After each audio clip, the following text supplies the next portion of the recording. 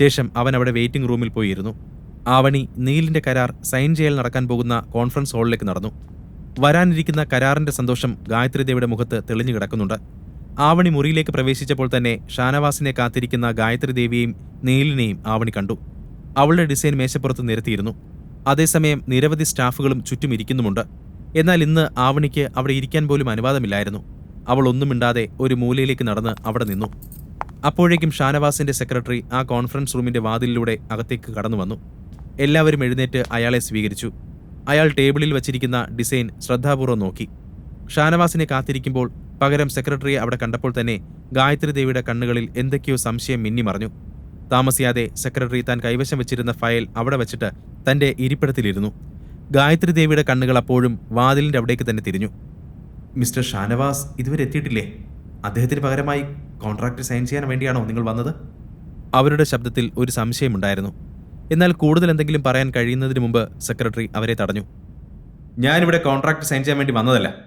Meteor company mister നീലുമായുള്ള contract cancel ചെയ്യുകയാണെന്ന് നിങ്ങളെ അറിയിക്കാൻ വേണ്ടിയാണ് ഞാനിവിടെ വന്നത്. ഗായത്രി ദേവിയും നീലും കേട്ടത് വിശ്വസിക്കാനാവാതെ മിഴിച്ചിരുന്നു. ആവണി പോലും ഞെട്ടി ചുറ്റും നോക്കി. അവളുടെ മുഖത്ത് ആകെ കൂടെ ഒരു കൺഫ്യൂഷൻ ഉണ്ടായിരുന്നു. ഗായത്രി ദേവി പെട്ടെന്ന് വിറയ്ക്കുന്ന ശബ്ദത്തിൽ പറഞ്ഞു, നിങ്ങൾക്ക് എന്തെങ്കിലും മിസ്റ്റേക്ക് പറ്റിയതായിരിക്കും. മിസ്റ്റർ നീലുമായി ഇന്ന് നിങ്ങൾ കോൺട്രാക്ട് സൈൻ ചെയ്യാമെന്നാണ് അറിയിച്ചിരുന്നത്. പക്ഷേ സെക്രട്ടറിയുടെ സ്വരം ഉറച്ചതായിരുന്നു. യാതൊരു സംശയത്തിനും അവിടെ ഇടമില്ല. ഇല്ല, എനിക്കൊരു തെറ്റിദ്ധാരണയുമില്ല. ഇത് ചെയർമാന്റെ നേരിട്ടുള്ള ഓർഡറാണ്. നീലിന്റെ മുഖം ചുവന്നു. അവൻ കൈകൾ ആംറസ്റ്റിൽ അടിച്ച് ചെയറിൽ നിന്ന് എഴുന്നേറ്റു. ഇത് ശരിക്കും ചെയർമാന്റെ ഓർഡർ തന്നെയാണോ? അതോ കാര്യങ്ങളൊക്കെ നിങ്ങൾ സ്വയം ആലോചിച്ച് തീരുമാനിക്കുകയാണോ? എനിക്ക് മിസ്റ്റർ ഷാനവാസിനോട് സംസാരിക്കണം. അദ്ദേഹം എവിടെ? നീൽ, മിണ്ടാതിരിക്കെ. ഗായത്രി ദേവി ദേഷ്യത്തോടെ പൊട്ടിത്തെറിച്ചു. അവർ അവനെ വീണ്ടും സീറ്റിലേക്ക് ഇരിക്കാൻ നിർബന്ധിച്ചു. സെക്രട്ടറിയുടെ മുഖം മാറുന്നത് ഗായത്രി ശ്രദ്ധിച്ചു. കാര്യം കുറച്ച് സീരിയസ് ആണെന്ന് അവർക്ക് അറിയാമായിരുന്നു. എന്തോ ഒരു പ്രശ്നമുണ്ട്. കാര്യമറിയാതെ വെറുതെ എടുത്തു ചാടിയാൽ ഉള്ളതും കയ്യിന്ന് പോവും. അവർ കാര്യങ്ങൾ ശാന്തമാക്കാൻ ശ്രമിച്ചു. സോറി നീൽ, കാര്യങ്ങൾ മനസ്സിലാക്കാതെ വെറുതെ ചാടിക്കയറി സംസാരിച്ചതാണ്. അവനുവേണ്ടി ഞാൻ നിങ്ങളോട് ക്ഷമ ചോദിക്കുന്നു. പക്ഷേ കോൺട്രാക്ട് സൈൻ ചെയ്യുന്നില്ല എന്ന പെട്ടെന്നുള്ള തീരുമാനത്തിന്റെ കാരണം? ഗായത്രി പറഞ്ഞു പൂർത്തിയാക്കുന്നതിന് മുമ്പ് സെക്രട്ടറി അതിലിടപെട്ടു. ഒരു കാര്യം പറയാൻ വേണ്ടി മാത്രമാണ് ഞാനിവിടെ വന്നിരിക്കുന്നത്. മീറ്റിയോർ ഗ്രൂപ്പ് ഇനി മിസ്റ്റർ നീലിനൊപ്പം പ്രവർത്തിക്കില്ല. നീൽ നിരാശയോടെ മുന്നോട്ട് ചാഞ്ഞു. പക്ഷേ ഞാൻ ഇന്നലെ ചെയർമാനുമായി സംസാരിച്ചതാണല്ലോ. എന്റെ ഡിസൈൻ അദ്ദേഹത്തിന് ശരിക്കും ഇഷ്ടപ്പെട്ടു എന്നാണ് എന്നോട് പറഞ്ഞത്. പിന്നെ പെട്ടെന്നൊരു രാത്രി കൊണ്ട് അദ്ദേഹത്തിന് എങ്ങനെ സ്വന്തം തീരുമാനം മാറ്റാൻ കഴിയും? അത് കേട്ട സെക്രട്ടറി പരിഹാസത്തോട് ചോദിച്ചു, നിങ്ങളുടെ ഡിസൈനോ? നിങ്ങളാണ് ശരിക്കും ഈ ഡിസൈൻ ഉണ്ടാക്കിയതെങ്കിൽ നിങ്ങൾക്ക് ഇതിന്റെ ഡീറ്റെയിൽസ് അറിയാമായിരിക്കും, അല്ലേ മിസ്റ്റർ നീൽ? അതും പറഞ്ഞ് അയാൾ ടേബിളിന്റെ മുകളിലൂടെ ഒരു ഫയൽ എറിഞ്ഞു. നീലിന്റെ തൊണ്ട വരണ്ടു.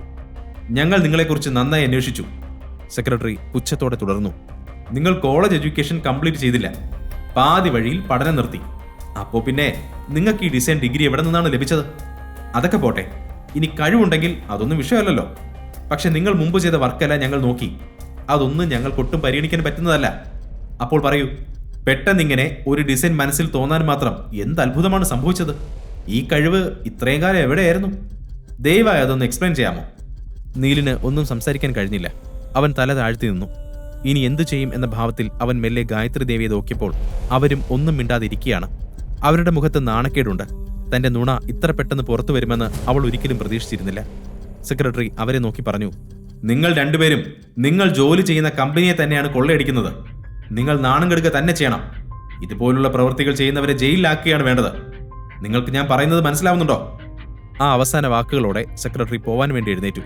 എന്നിട്ട് ഫയലുകൾ എടുത്ത് ആ കോൺഫറൻസ് റൂം വിട്ടു. അവർ പോയതിനു ശേഷവും ആരും ഒന്നും സംസാരിക്കാൻ ധൈര്യപ്പെട്ടില്ല. ആരെയും നേരിടാൻ കഴിയാതെ നീലും ഗായത്രി ദേവിയും കണ്ണുകൾ താഴ്ത്തി നിന്നു. എന്നാൽ ആവണി മറ്റൊരു അമ്പരപ്പിലായിരുന്നു. ആദിത്യൻ നേരത്തെ പറഞ്ഞ വാക്കുകൾ അവളുടെ കാതുകളിൽ മുഴങ്ങിക്കൊണ്ടിരുന്നു. ആദിത്യൻ വെറുതെ ഊഹിച്ചു പറഞ്ഞതാവുമോ? അതോ അവൻ സത്യം മുഴുവൻ നേരത്തെ അറിഞ്ഞിരുന്നോ? ആവണിയുടെ ഹൃദയം ആകെ അസ്വസ്ഥമായി. മറുവശത്ത് നീൽ ദേഷ്യം കൊണ്ട് വിറയ്ക്കുന്നുണ്ട്. ഗായത്രി ദേവി നാണക്കേട് കൊണ്ട് തലകുനിച്ചിരിക്കുകയാണ്. എല്ലാം കിട്ടി എന്ന ഭാവത്തിൽ എല്ലാവരുടെ മുമ്പിലും വളരെ അഹങ്കാരത്തോടുകൂടി നിന്നതായിരുന്നു. പക്ഷെ അവർക്കിപ്പോഴും ഇതിന്റെ പിന്നിലെ കഥ മനസ്സിലാവുന്നില്ലായിരുന്നു. ഇതെല്ലാം എങ്ങനെ സംഭവിച്ചു? ഒരു രാത്രി കൊണ്ട് എങ്ങനെ ചെയർമാന്റെ മനസ്സ് മാറി? ഇതിന് പിന്നിൽ ആരോ കളിച്ചിട്ടുണ്ട്. അതാരാണെന്ന് എനിക്ക് കൃത്യമായി അറിയാം, നീൽ പല്ല് കടിച്ചുകൊണ്ട് പറഞ്ഞു. അതും പറഞ്ഞ് നീൽ മുറിയിൽ നിന്ന് പുറത്തേക്ക് ഓടി. ഗായത്രി ദേവി അവനെ തടയാൻ ശ്രമിച്ചുകൊണ്ട് അവന്റെ പിന്നാലെ ചെന്നു. അതിനിടയിൽ ആവണി ആകെ സന്തോഷത്തിലായിരുന്നു. തന്നെ ചതിച്ചവർക്കെല്ലാം ഇന്ന് പണി കിട്ടിയിരിക്കുന്നു. ആദിത്യൻ പറഞ്ഞതുപോലെ തന്നെ നടന്നു. ആവണി നേരെ ആദിത്യനോട് കാര്യം പറയാൻ വേണ്ടി വെയിറ്റിംഗ് റൂമിലേക്ക് പോയി. അവളുടെ പ്രസന്നമായ മുഖം കണ്ടപ്പോൾ തന്നെ ആദിത്യൻ കാര്യം ഊഹിച്ചു. അവൾ സന്തോഷത്തോടെ പറഞ്ഞു, ആദിത്യ, എനിക്ക് വിശ്വസിക്കാൻ കഴിയുന്നില്ല. നീ പറഞ്ഞതുപോലെ തന്നെ എല്ലാം സംഭവിച്ചു. അവൾ കൂടുതൽ എന്തെങ്കിലും പറയാൻ തുടങ്ങും മുമ്പ് നീൽ അവിടേക്ക് കയറി വന്നു. അവർ രണ്ടുപേരും ചിരിക്കുന്നത് കണ്ട് അവന് ദേഷ്യം തിളച്ചു മറിഞ്ഞു. അവൻ പൊട്ടിത്തെറിച്ചു. ഓ, അപ്പോ എന്റെ ഊഹം ശരിയാണ്. ആവണി, നീയാണ് ഇതെല്ലാം ചെയ്തതല്ലേ? എന്നിട്ട് നിനക്ക് സന്തോഷം സഹിക്കാൻ പറ്റുന്നില്ലല്ലേ? എന്നാൽ ആവണി അപ്പോൾ തന്നെ തിരിച്ചടിച്ചു. നിനക്കെന്താ ഭ്രാന്താണോ? നീ എന്റെ ഡിസൈൻ മോഷ്ടിച്ചു, എന്നിട്ട് അതിൽ നിന്റെ പേര് വെച്ച് എന്നെ ചതിച്ചു. അതിൽ ആർക്കും ഒരു പ്രശ്നവുമില്ല. ഇപ്പൊ സത്യം പുറത്തായപ്പോ നീ എന്നെ ചോദ്യം ചെയ്യാൻ വന്നതാണോ? നീൽ അവളെ പരിഹസിച്ചു. ആണെങ്കിൽ ഒറ്റ രാത്രി കൊണ്ട് ചെയർമാന്റെ മനസ്സ് മാറ്റാൻ മാത്രം നീ എന്താണ് ചെയ്തത്? ഞാനും കൂടെ ഒന്ന് അറിയട്ടെ. ഈ പ്രോജക്റ്റ് കിട്ടാൻ വേണ്ടി നീ അയാളുടെ കൂടെ കിടന്നു എന്നൊന്നും പറഞ്ഞേക്കല്ലേ മോളെ? അതും പറഞ്ഞ് അവൻ ആവണിയുടെ നേരെ ചെന്നു. പക്ഷെ ആദിത്യൻ ഉടനെ തന്നെ അവന്റെ തോളിൽ പിടിച്ചു തടഞ്ഞു. മതി. ആദിത്യൻ നീലിനെ നോക്കി മുന്നറിയിപ്പ് നൽകി.